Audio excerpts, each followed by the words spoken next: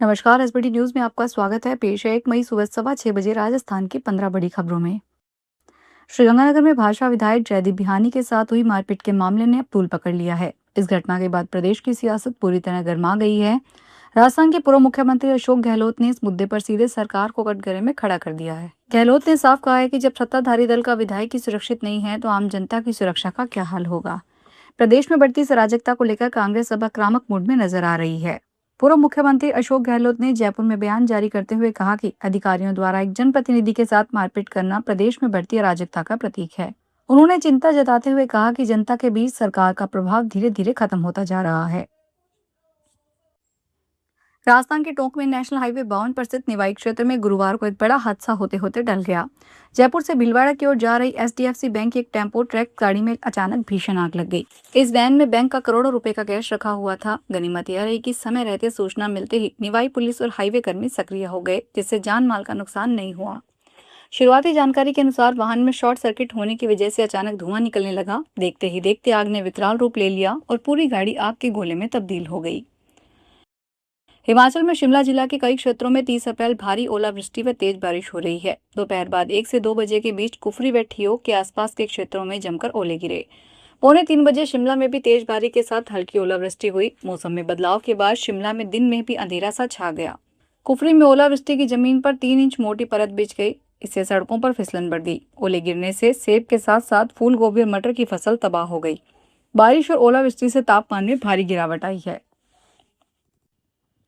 राजस्थान में पंचायत निकाय चुनाव टालने के राज्य सरकार के प्रार्थना पत्र पर हाईकोर्ट सुनवाई करने राजी हो गई है। वहीं पूर्व विधायक संयम लोढ़ा और अन्य की अवमानना याचिका पर अब 18 मई को सुनवाई होगी। बता दें कि कार्यवाहक मुख्य न्यायाधीश संजीव प्रकाश शर्मा और न्यायाधीश शुभा मेहता की खंडपीठ ने मंगलवार को पूर्व विधायक संयम लोढ़ा और गिरिराज सिंह देवदा की अवमानना याचिकाओं पर यह आदेश दिया। उच्चतम न्यायालय में वकालत की प्रैक्टिस के लिए अनिवार्य एडवोकेट ऑन रिकॉर्ड परीक्षा 2026 को निरस्त करते हुए इसे अगले साल के लिए टाल दिया गया है। उच्चतम न्यायालय की परीक्षा सेल ने गुरुवार को यह जानकारी दी। परीक्षा सेल ने आधिकारिक आदेश जारी करते हुए स्पष्ट किया है कि वर्ष 2026 में एओआर परीक्षा आयोजित नहीं की जाएगी। रजिस्ट्रार और परीक्षा बोर्ड के सचिव द्वारा जारी इस नोटिस में कहा गया है कि वर्तमान में एडवोकेट ऑन रिकॉर्ड की कुल संख्या और पर्याप्त सामर्थ्य को ध्यान में रखते हुए इस साल परीक्षा न करवाने का निर्णय लिया गया है। राजस्थान का पहला water positive airport Adani group समर्थित जयपुर इंटरनेशनल एयरपोर्ट ने वाटर पॉजिटिव का दर्जा हासिल किया है, जिससे यह राजस्थान का पहला और देश के कुछ चुनिंदा एयरपोर्ट में से एक बन गया है जिसने यह उपलब्धि हासिल की है। यह प्रमाणन वैश्विक कंसल्टेंसी कंपनी ब्यूरो वेरिटास ने एयरपोर्ट की जल प्रबंधन और पर्यावरणीय व्यवस्था का आकलन करने के बाद दिया है। वाटर पॉजिटिव एयरपोर्ट का मतलब है कि जितना पानी इस्तेमाल करता है उससे ज्यादा पानी बचाता है और दोबारा उपयोग करता है। रक्षा मंत्री राजनाथ सिंह ने गुरुवार को पाकिस्तान को कड़ा संदेश देते हुए कहा कि भारत ने ऑपरेशन सिंदूर को अपनी शर्तों पर और स्वेच्छा से रोका था, न कि किसी के दबाव में। उन्होंने स्पष्ट किया है कि भारतीय सेना पाकिस्तान के खिलाफ लंबी लड़ाई लड़ने के लिए पूरी तरह तैयार थी और आज भी हमारी सैन्य क्षमताएं पहले से कहीं अधिक मजबूत है।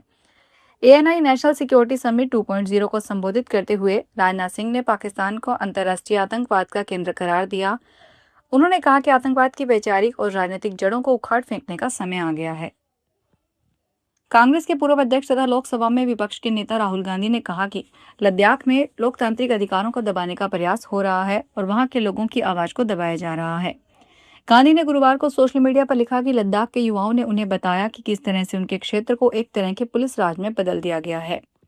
वहां लोगों के लोकतांत्रिक अधिकारों का हनन हो रहा है और स्थानीय लोगों की आवाज को दबाया जा रहा है। राजस्थान के 8 नवगठित जिलों के लिए एक नया आदेश आया है। इस आदेश में प्रदेश के नवगठित जिलों में जिला परिषद के मुख्य कार्यकारी अधिकारी के पद पर ग्रामीण विकास सेवा के अधिकारियों को नियुक्त करने आदेश जारी किया गया है।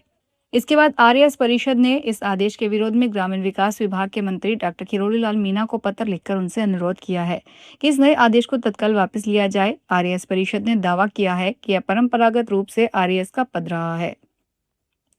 राजस्थान में जयपुर के पौष इलाकों में चोरी की बढ़ती वारदातों ने पुलिस की नींद उड़ा रखी है। इस मामले की जांच में पुलिस के सामने चौंकाने वाला खुलासा हुआ है। इससे पता चलता है कि यह कोई साधारण चोर नहीं बल्कि एक शातिर गैंग है। गिरोह के सदस्य रईस और चांद मियां दिन भर कबाड़ी बनकर गलियों में घूमते थे। इनका काम केवल कबाड़ इकट्ठा करना नहीं बल्कि उन सूने या निर्माणाधीन मकानों की पहचान करना है जहां आसानी से हाथ साफ किया जा सके। रेकी के बाद यह गिरोह रात के अंधेरे में उन मकानों में घुसता है और वहां लगे बिजली के महंगे तांबे के तार व एसी वायर काटकर फरार हो जाता था। जोधपुर में कबड्डी प्रतियोगिता और खेल अभियान का शुभारंभ किया गया। इसका आयोजन क्रीड़ा भारती की ओर से किया जा रहा है। इसमें 200 से ज्यादा युवक युवतियों की टीमें हिस्सा ले रही हैं। उद्घाटन कार्यक्रम एयरफोर्स स्थित शारीरिक शिक्षा महाविद्यालय, केंद्रीय विद्यालय 1 और 2 सहित शहर के विभिन्न स्थानों पर आयोजित हुआ। क्रीड़ा भारती जोधपुर महानगर अध्यक्ष वरुण धड़ानिया ने बताया कि इस अभियान का मकसद 2036 ओलंपिक में कबड्डी को शामिल करना है। भारत की दावेदारी को मजबूत बनाने में ऐसे आयोजन अहम है। धनाडिया ने युवाओं से कबड्डी को दुनिया में नाम कमाने का आह्वान किया।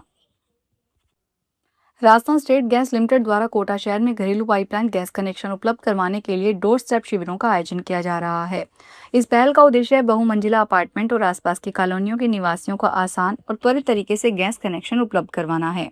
RSGSL के प्रबंध निदेशक विनय पाटनी ने बताया कि कोटा वासियों को अब गैस कनेक्शन के लिए लंबी प्रक्रिया से नहीं गुजरना पड़ेगा, बल्कि शिविरों के माध्यम से उनके घर के पास यह सुविधा उपलब्ध होगी। डोर स्टेप शिविरों का पहला चरण 1 मई से 8 मई तक आयोजित किया जाएगा। जवाई क्षेत्र में तेंदुओं के प्राकृतिक आवास की सुरक्षा को लेकर राजस्थान हाई कोर्ट ने सख्त रुख अपनाया है। कोर्ट ने पूरे जवाई क्षेत्र में नए निर्माण कार्यों पर रोक लगाते हुए स्पष्ट किया है कि बिना न्यायालय की अनुमति कोई भी निर्माण नहीं किया जाएगा। केवल संबंधित गांवों की आबादी क्षेत्र में आवश्यक स्वीकृति के साथ सीमित निर्माण की छूट रहेगी। साथ ही तेंदुओं के आवागमन और उनके प्राकृतिक आवास को प्रभावित करने वाली सभी व्यावसायिक पर्यटन गतिविधियों पर यथास्थिति बनाए रखने के निर्देश दिए गए हैं। न्यायाधीश डॉक्टर पुष्पेंद्र सिंह भाटी और न्यायाधीश संदीप शाह की खंडपीठ ने तेंदुओं को संरक्षण से जुड़ी जनहित याचिका पर सुनवाई करते हुए विस्तृत दिशा निर्देश जारी किए। जैसलमेर के राष्ट्रीय मरु उद्यान में रहने वाले वन्य जीवों की गिनती 1 मई को सुबह शुरू होगी। इस दौरान वन्य जीवों की गिनती के लिए DDP क्षेत्र में बने वाटर होल का सहारा लिया जाता है। ज्येष्ठ पूर्णिमा पर बनाए गए वाटर पॉइंट के पास एक मचान पर बैठकर ये गिनती कर ली जाती है। जैसलमेर के DDP के DFO कुमार शुभम ने जानकारी देते हुए बताया कि वाटर होल पद्धति से की जाने वाली इस गणना को जानकारों के अनुसार काफी हद तक सटीक माना जाता है। DFO कुमार शुभम ने बताया कि ज्येष्ठ पूर्णिमा पर चंद्रमा की धवल चांदनी के बीच वन्य जीवों की गणना के लिए DNP क्षेत्र में 28 वाटर पॉइंट बनाए गए हैं।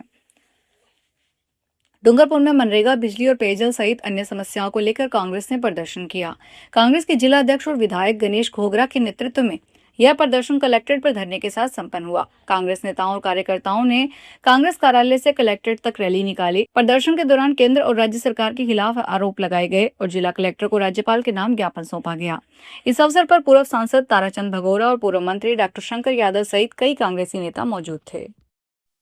तो ये थी राजस्थान की 15 बड़ी खबरें। अगर आपको हमारा बुलेटिन पसंद आया हो तो वीडियो को लाइक करें, अपने दोस्तों से शेयर करें और चैनल को सब्सक्राइब करना ना भूलें। फिर मिलेंगे नई खबरों के साथ। धन्यवाद।